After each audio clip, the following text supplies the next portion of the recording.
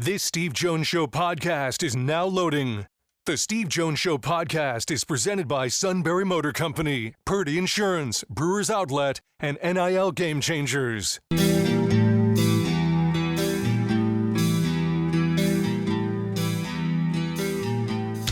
Bringing you an in-depth look at Penn State sports and more. This is the Steve Jones Show on News Radio 1070 WKOK. The Steve Jones Show is presented by Brewers Outlet, NIL Game Changers, Sunbury Motor Company, and Purdy Insurance. Now from the Sunbury Motor Studio, here's Steve Jones.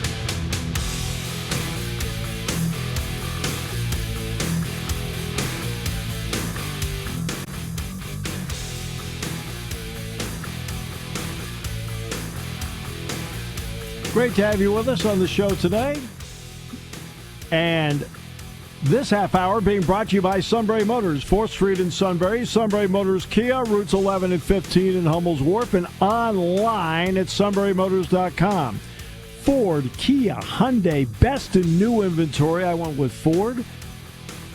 Great pre-owned inventory. They go over each and every one with the Sunbury Motors guarantee. So important, it eases the buying experience. And a terrific service department that backs it up every step of the way at Sunbury Motors, 4th Street in Sunbury. Sunbury Motors Kia, routes 11 and 15 in Hummel's Wharf, and online at sunburymotors.com. It's always a great time to talk with Mark Wogenrich. Mark, first of all, welcome. It's great to have you with us. Hello, Mark. It's always a pleasure. Great to always have you on the other end to speak with. Appreciate your time. Yeah, I appreciate it too, Steve. Thanks so much. And never let it be said that a landline can't come in handy.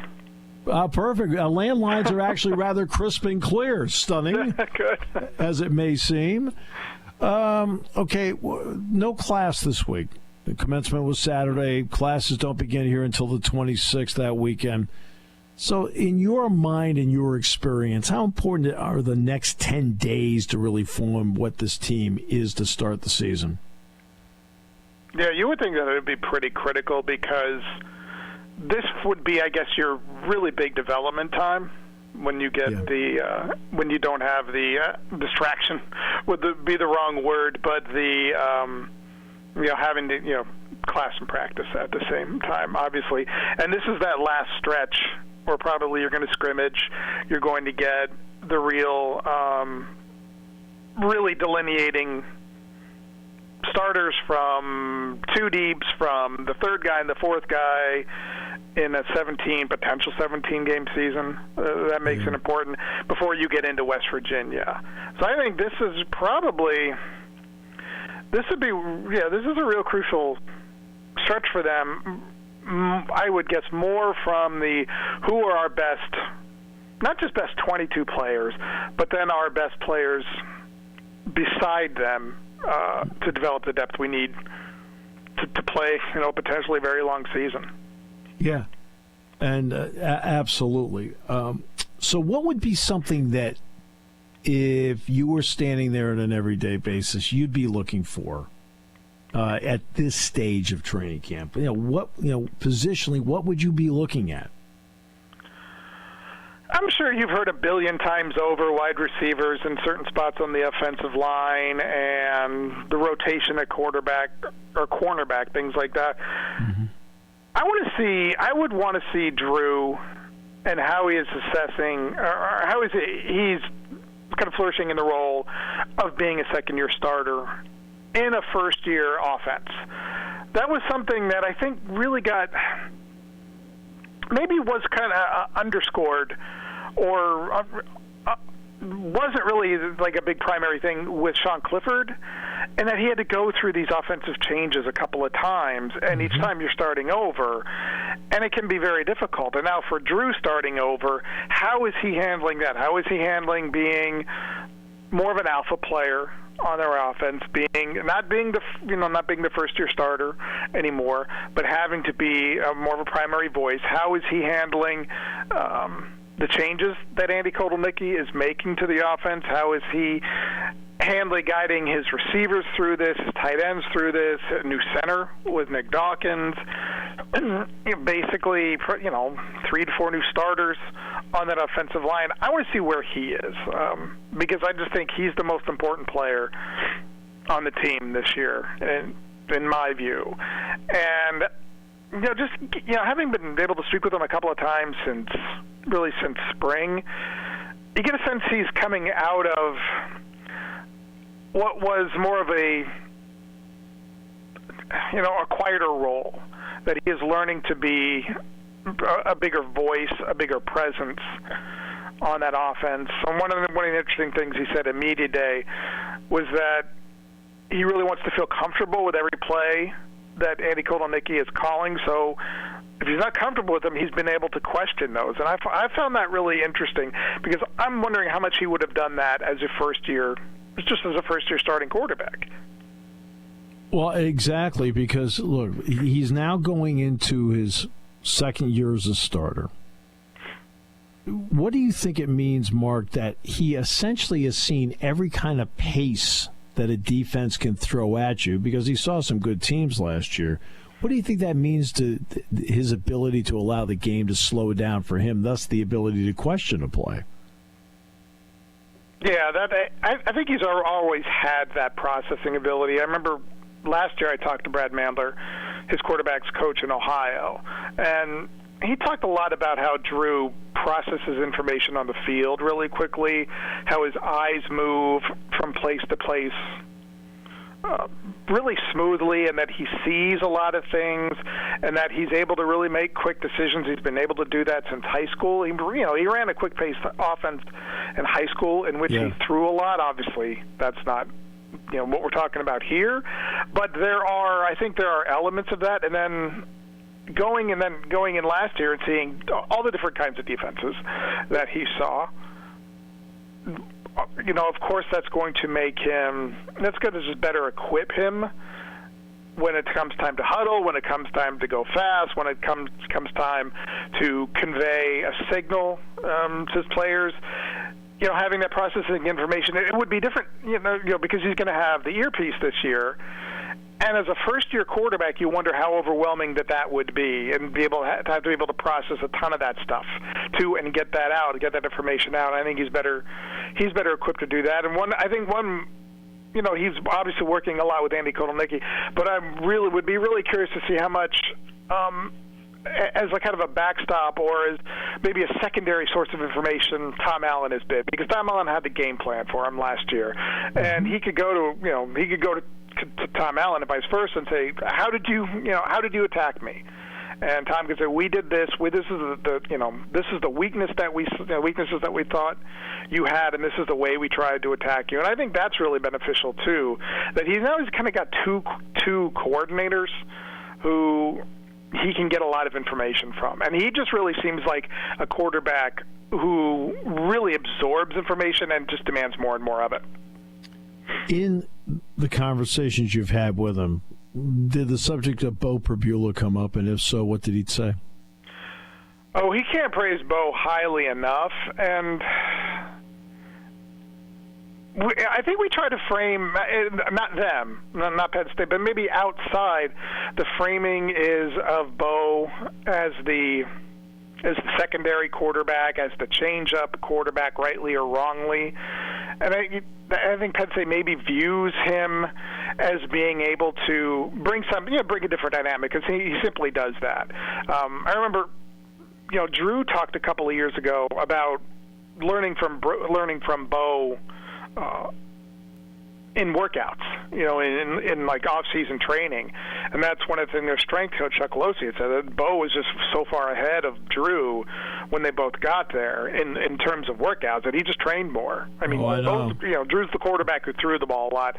Beau was the athlete who worked out a lot. And I think they got that both of they got things from each other about that. But that was one of the things Drew, I think, really tried to absorb from Beau, was the training component. And it sounded like that was one of the really core things that he worked on this year. Chuck Losey had mentioned really working on Drew's movement. I think agility and that step ability that Beau just kind of has naturally. that Beau can that change of direction, that sort of thing. I think Eddie Konelnicki thought that Beau was in the top 1% in the country among quarterbacks with that change of direction ability. That's the kind of stuff that I think Drew was trying to work on to be able to run some of the things that he's going to need to run with Andy. So having Beau there to train with and seeing how Beau trains with that, I think has been really helpful with him. Oh no, and I went to some of the winter workouts the last couple of years. Beau is special when it comes to that. There's no question about it. You're talking about the offensive line. I know on Media Day, a lot of people did want to talk to Nick Dawkins. And, of course, Nick has an incredible story. There's a lot from his father, Daryl Dawkins, that, when I've talked to him about it, he's been very open about talking about how important his dad was to him. Now, his mom's his world. I mean, let's not. Janice is a wonderful, wonderful. I live in their area, and I actually was with Nick. Isn't she the greatest? I did a story in high school on Nick when he was at Parkland High School. His mom finally let him get a tattoo. He turned 18. His mom said, "You can get a tattoo," and the first tattoo he got of his father's jersey number. So I actually was at the tattoo place where he got it. I was sitting there with his mom, talking to his mom, and Nick as he's getting this tattoo. And he was a phenomenal personality. Even then, his mom is general manager of a really good restaurant. Just to plug a restaurant in Bethlehem, Pennsylvania called Edge. She works there. Phenomenal place. Highly recommend it if you're coming to the area. Oh no, count me in. Yeah. I can work that. I can work that. Edge in Bethlehem. Yep. You got it. All right. And I would recommend if you see Janice, have her make some desserts for you too. So. This segment's working out way better than I thought it would. All right. So, give me a couple of other guys that to you as a reporter are great personalities where you relish the time you spend with them and help you, and because of how they help craft a story for you. Yeah.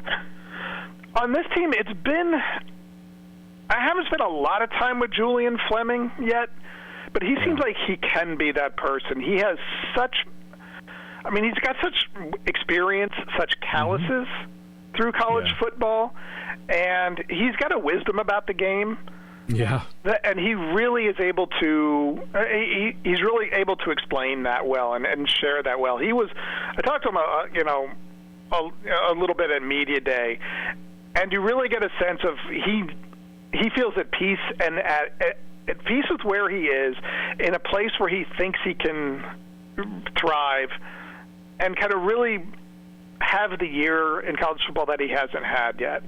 Another guy, I'm sure everybody will say this, but Devon J. Thomas, formerly Devon Elise, he is one of those personalities who you just cannot help but smile when you're talking to him at the Peach Bowl. I had a horrible case of laryngitis. I could barely talk.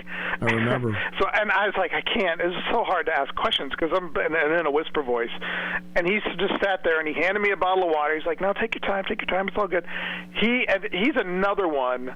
He's just another player who gets it, who really gets the the player media relationship part of it, and enjoys it, has fun with it. It's not adversarial to him. It's not a chore to him. And that I really enjoyed that about him. Drew's really interesting. Drew is much better than he was, as every player is after their first or second year. Sure. He just the way he talks about football. He has this. If you get him into that, if you get him into the talking about film or play breakdowns or something like that, he has the capacity to I think explain things in a pretty simple way that I always find to be a good sign that somebody understands what they're talking about. That's one of the things, just as a throwback, that's one of the things that really, really impressed me about Micah Shrewsbury. Micah Shrewsbury, when he was at Penn State, could simplify the game to the point that an idiot like me could understand it. So I thought, if he can do that, what can he do with the players when he's talking at a high level. And, Mike Rhodes has that too, but I really noticed that about Micah when he's there, and I get a little bit of that with Drew as well.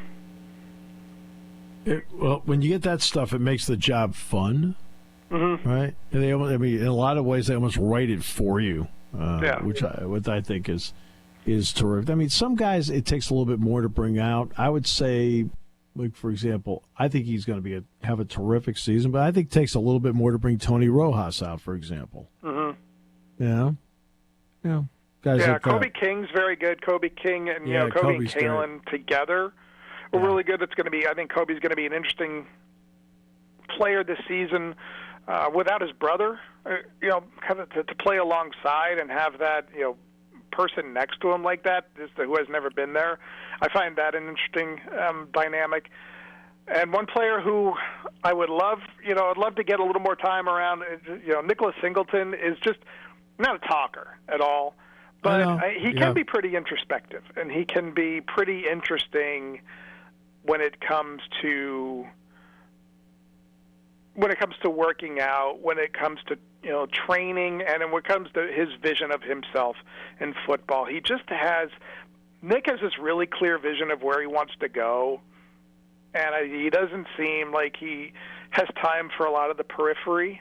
In it, he has this focus that, to me, he doesn't have to say a lot to demonstrate it, and that's one of the players I'm really looking forward to see what he can do this year because of the way he expresses his desire to have a head-turning season.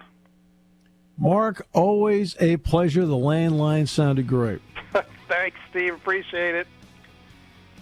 Mark Wogenrich joining us on the show today. We'll come back with more in a moment. This half hour brought to you by Sunbury Motors, 4th Street in Sunbury. Sunbury Motors Kia, routes 11 and 15 in Hummel's Wharf, and online at sunburymotors.com. Here on News Radio 1070 WKOK.